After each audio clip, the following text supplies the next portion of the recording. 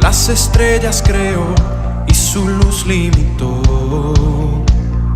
¿Quién sino el Señor?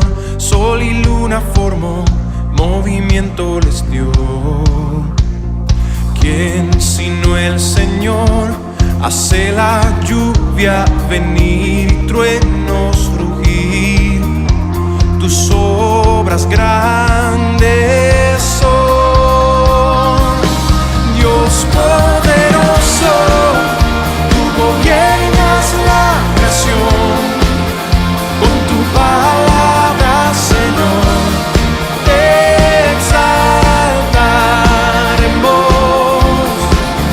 Dios poderoso, de ti canta la creación.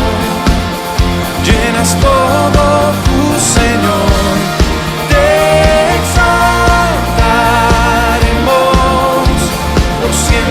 Y siempre, oh Dios.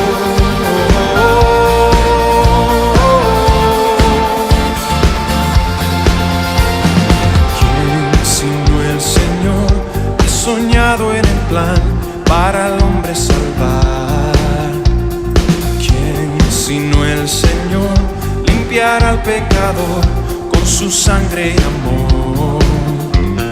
¿Quién sino el Señor puede dar vida y salvar por una cruz? Tus planes grandes son, Dios poderoso, tú gobiernas la creación. En tu palabra, Señor, te exaltaremos.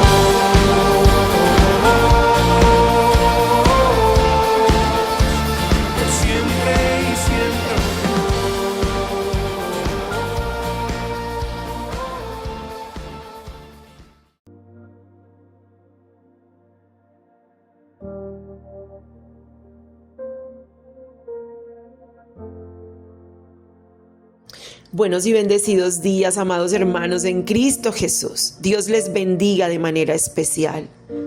Mis amores, nos disponemos a recibir el devocional del último día de esta semana, nuestra primera semana del libro de Lucas. Espero con todas mis fuerzas que puedan seguir aprendiendo en los siguientes devocionales de este libro tan precioso y de los libros restantes que nos quedan de la Escritura.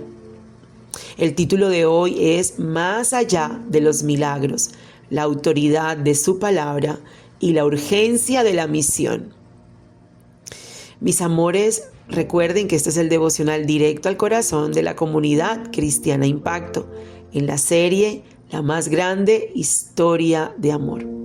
Hoy concluimos el estudio del capítulo 4 del Evangelio de Lucas, abarcando los versículos del 31 al 44. Señor, sé tú hablando a nuestras vidas en el día de hoy. Abre nuestros ojos y oídos espirituales para que podamos ver donde otros no ven y escuchar donde otros no escuchan, donde solo tú puedes traer vida, libertad y propósito a nuestras vidas. En el nombre de Jesús. Amén y amén. Mis amores, tras ser rechazado en Nazaret, Jesús desciende a Capernaum. En este pasaje el evangelista nos revela la manifestación gloriosa y práctica del poder del Rey.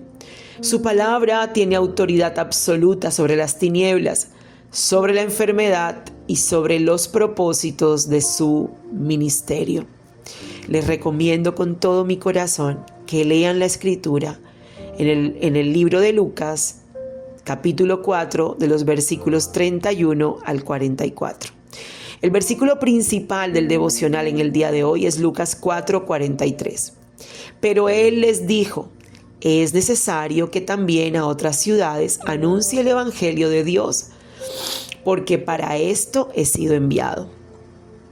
Los versículos que complementan nuestra enseñanza son Colosenses 1:13, el cual nos ha librado de la potestad de las tinieblas y trasladado al reino de su amado Hijo. Y primer libro de Juan 3:8, o primera carta de Juan 3:8. El que practica el pecado es del diablo, porque el diablo peca desde el principio.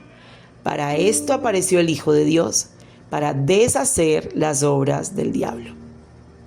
Una vez más, ampliemos el contexto histórico donde se desempeña esta porción del capítulo 4. Tras la hostilidad en su ciudad de crianza, Nazaret, Jesús establece su base de operaciones ministeriales en Capernaum, una próspera y concurrida ciudad pesquera a orillas del mar de Galilea. El relato nos sitúa en un día de reposo, sábado, llamado por ellos el Sabbat. En la sinagoga, la congregación queda atónita, no solo por lo que Jesús dice, sino por cómo lo dice.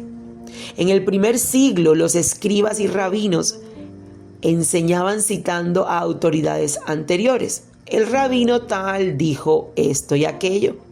Su autoridad siempre era derivada de alguien superior. Sin embargo, Jesús enseñaba con autoridad inherente y divina, propia de su identidad. Es en este contexto de enseñanza donde el mundo espiritual se manifiesta, mis amores. Un hombre con un espíritu inmundo grita reconociendo la identidad de Jesús, diciendo: el Santo de Dios. Las tinieblas tienen una teología muy ortodoxa. Ellas saben exactamente quién es el Rey. Sin embargo, Jesús no necesita ni acepta el testimonio de los demonios. Los hace callar inmediatamente y libera a este hombre con una sola orden. Posteriormente, el texto nos muestra que la gente esperó a que el sol se pusiera para llevar sus enfermos a Jesús. Y esto se debía a que, según la tradición rabínica, cargar a un enfermo durante el día de reposo era considerado trabajo. Al ocultarse el sol, el sábado terminaba legalmente y las multitudes se agolpaban en la puerta buscando sanidad. Vayamos a los temas más importantes de la enseñanza de hoy. Y el primer tema es la soberanía de la palabra de Cristo. Mis amados hermanos, la voz de Jesús no solo informa, sino que ejecuta. Con la misma autoridad con la que en Génesis se crearon los cielos, Jesús ordena a los demonios y a las enfermedades que se sometan, y la creación obedece. La segunda enseñanza o el tema más importante es la confrontación de los dos reinos.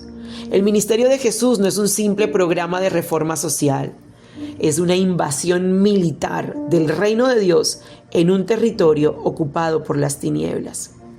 Seguimos los puntos importantes y el tercero es la restauración con propósito. En el caso de la suegra de Pedro, Jesús sana la alta fiebre de la suegra de Simón. El detalle teológico hermoso aquí no es solamente la sanidad física, sino la respuesta inmediata de ella. Al ser sanada, levantándose ella al instante, les servía. ¡Wow! Lo podemos leer en el versículo 39. El siguiente tema es la fidelidad innegociable a la misión. Al día siguiente, las multitudes buscan a Jesús para retenerlo en Capernaum. Él era popular y aceptado allí, pero el Señor no se deja seducir por el éxito local. Su propósito es predicar el evangelio del reino a todas partes. Vayamos ahora en nuestro devocional a las enseñanzas para nuestra vida diaria en nuestra época actual. La primera enseñanza es someternos a la autoridad de su palabra. Amados hermanos, la gente en Capernaum estaba maravillada por la enseñanza de Jesús. Sin embargo, el asombro intelectual no es lo mismo que la fe salvadora. No basta con salir de nuestros cultos asombrados por la profundidad de un sermón. Absolutamente no. La verdadera pregunta es, ¿nuestra vida se somete en obediencia a la autoridad de esa palabra que escuchamos? La siguiente enseñanza para nuestra vida diaria es que fuimos sanados para servir. La suegra de Pedro nos da una lección magistral de discipulado.